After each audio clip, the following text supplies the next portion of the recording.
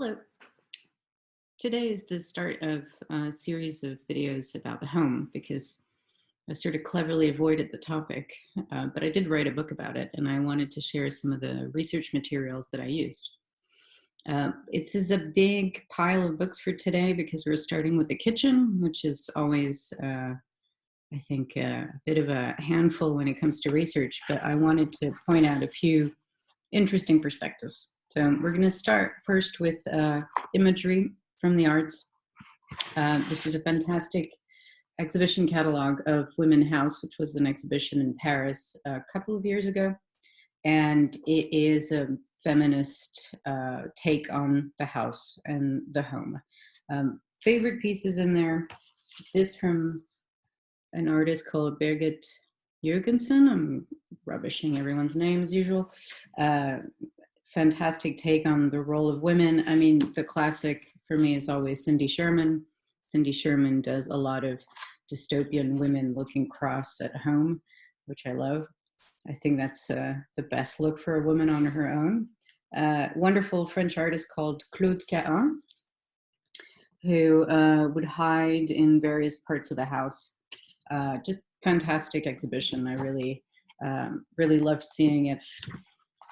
Second book is actually not really an art book, but it's the exhibition from the MoMA from a few years back called Counterspace, MoMA in New York. And the section that I like the most in here is the fourth section called Kitchen Sink Dramas, which is again about kind of the imagery of the home as a trap. I think in and amongst everyone's wonderful experience of making sourdough these days, there's a lot of women not enjoying themselves in the house. And there's also a lot of, I think, approximation of domesticity that are more interesting than the things that are sort of quite well organized, quite well catered to by the market. Yeah, just a really great book. All the other sections of the book are also super interesting. Third book is actually one of the references in my book. This is quite thick. I recommend kind of reading it. It's an academic publication on the development of the kitchen in New Zealand.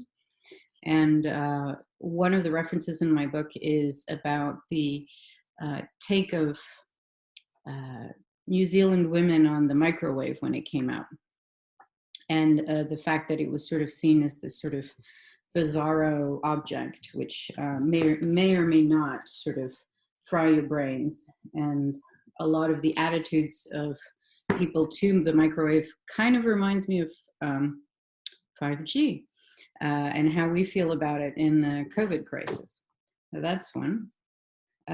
This one is quite an academic take on the kitchen. It's not really a history book. It's more of an analysis of how people choose their kitchens and what kinds of decisions they make at what point. So I think from a gender split, it's also interesting. And then finally, another reference in my book is America's Kitchen, which is a book written about the development of the kitchen in America. My favorite bit in there is actually to loop back around to the Bauhaus, because that's inevitable sometimes, but also for fun reasons. This is the kitchen in the Gropius household. So Walter Gropius designed their home, of course, when they moved to America in Connecticut. And he put the kitchen at the back facing the garden. Sounds great. It was actually done because their maid, who had been with them for a very long time, had moved in and was obviously still doing her job. And it was great that the kitchen was at the back, away from view. And actually, eventually, the maid got a better job because of the changes in economics around women. And so his wife, who had never made any meal whatsoever throughout their entire life, was stuck cooking for the first time in adulthood. And she found herself at the back of the house.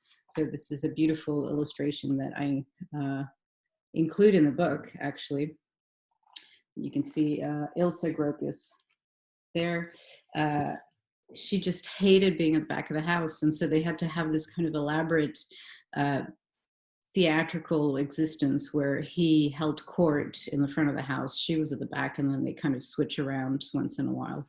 And shortly after that, of course, people started doing open kitchens so that the person cooking, often the woman, would also be able to entertain. And so these are my 5 books for the kitchen for today. And I think maybe this week we'll go somewhere else in my house so I can talk about the other rooms. Enjoy.